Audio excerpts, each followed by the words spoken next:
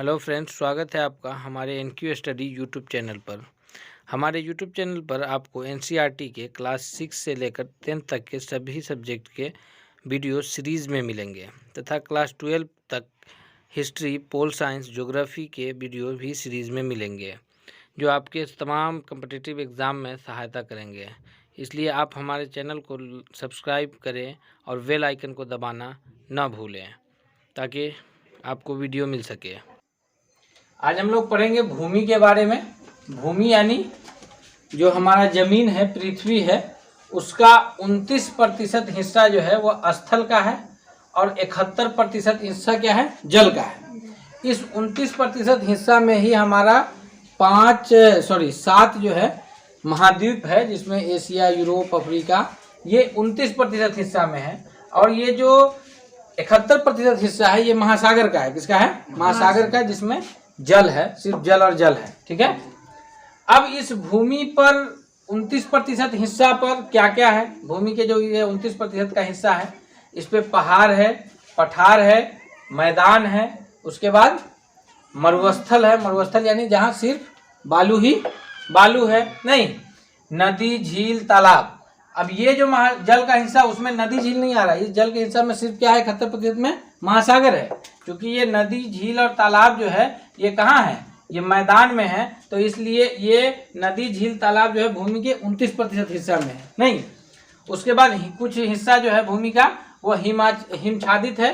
हिमाच्छादित का मतलब हो गया कि जिस पर सिर्फ और सिर्फ बर्फ पड़ा हुआ है और कुछ नहीं। जैसे हिमालय के एरिया का हिमालय का जो कुछ एरिया है वहाँ क्या है, सिर्फ सालों भर वहाँ बर्फ पड़ा हुआ है, कोई काम वहाँ होता ही नहीं है। उसके बाद कुछ एरिया जो है वो वनाच्छादित है। वनाच्छादित का मतलब हो गया कि जहाँ सिर्फ और सिर्फ क्या है कि वन है, यानी कि जंगल है, और वहाँ पर फिर उसका इस्तेमाल जो है वो जंगल में लकड़ी वगैरह के लिए हो रहा है। तो भूमि किस हिस्सों में बटा हुआ है? पहाड़ में, पठार में, मैदान में, मरुस्थल में, नदी, झील, तालाब में।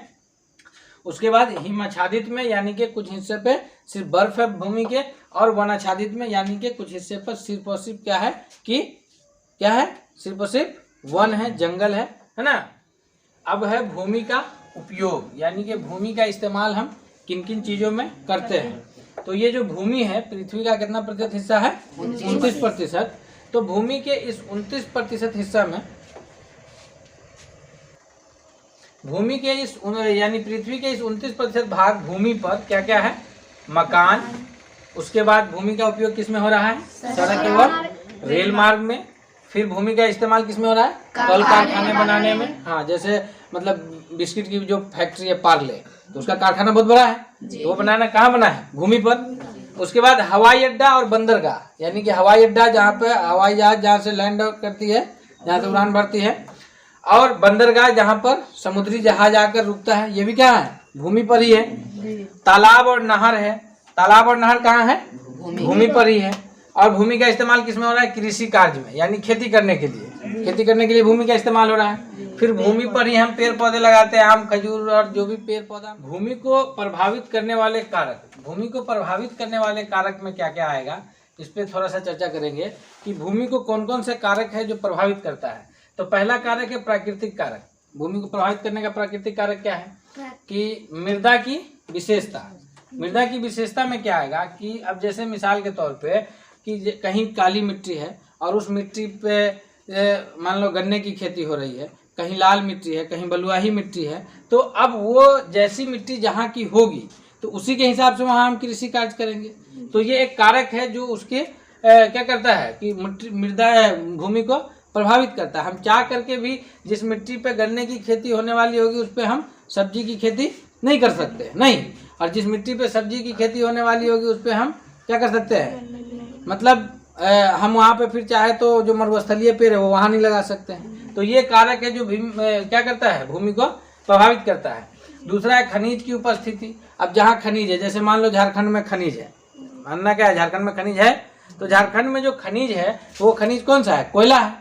अब हम कोयला खनिज की उपस्थिति वहाँ है और हम वहाँ से लोहा तो नहीं निकाल सकते हैं, तो वहाँ पे कोयले की उपस्थिति है, तो वो खनिज की उपस्थिति उसको प्रभावित कर रहा है।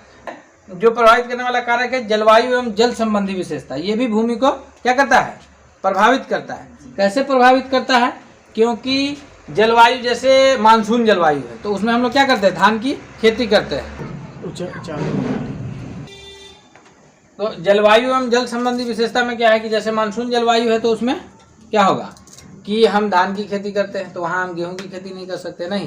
तो ये भी एक कारक है जो क्या करता है, भूमि को प्रभावित करता है। उसके बाद जो कारक है, दूसरा जो कारक है, मेन कारक, वो है मानवीय कारक।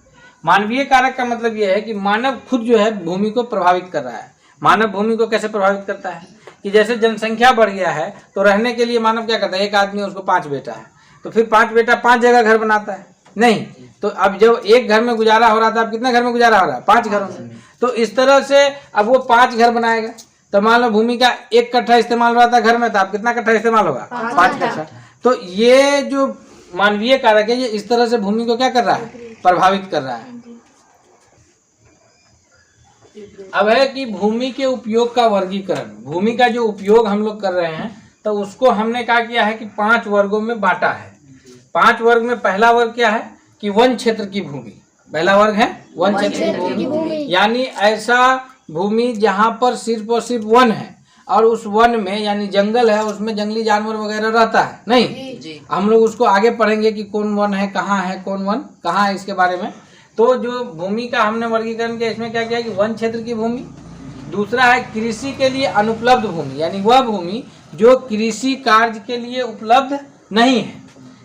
उसमें 2 तरह की भूमि है, एक है बंजर एवं व्यर्थ भूमि। बंजर यानी ऐसा भूमि जिसका कोई काम नहीं है, जैसे बंजर है, नहीं, उसका कोई काम है ही नहीं। दूसरा है कि सड़क, मकान, उद्योग में लगी भूमि।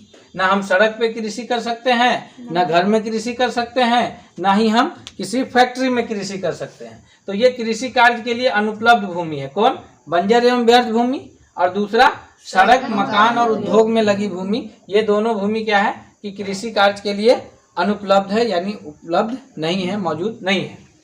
तीसरा जो हमने वर्गीकरण किया है वह क्या है, प्रतिभूमि का। प्रतिभूमि, प्रति तो नाम सुने होंगे तुम लोग, है ना।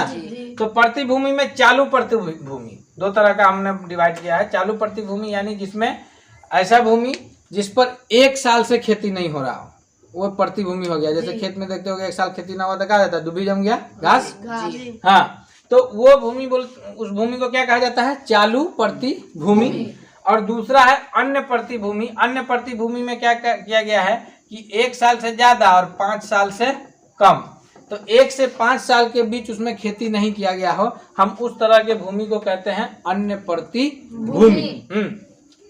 उसके बाद जो चौथा वर्ग हमने किया है कि अन्य कृषि योग्य भूमि। ऐसा भूमि जो कृषि योग्य है लेकिन उस पर कृषि का कार्य नहीं हो रहा है, जिसमें एक है अस्थायी चारागाह, यानी कि वो भूमि है जिस पे हम कृषि कार्य कर सकते हैं लेकिन हम कृषि कार्य ना करके उस भूमि का इस्तेमाल किसके लिए करें, चारागाह के लिए। जैसे गौशाला की गाय है तो वो चरने के लिए कहाँ जाएगी, उसी चारागाह में, नहीं। तो वो है अस्थायी चारागाह। और दूसरा है कृषि योग्य बंजर भूमि, कि वह एक ऐसा बंजर भूमि है जिसपे क्या है कि कृषि का कार्य तो किया जाना है लेकिन कार्य उस पर कृषि का हो नहीं रहा है, कार्य उस पर कृषि का हो नहीं रहा है, तो वो है अन्य कृषि योग्य बंजर भूमि, नहीं।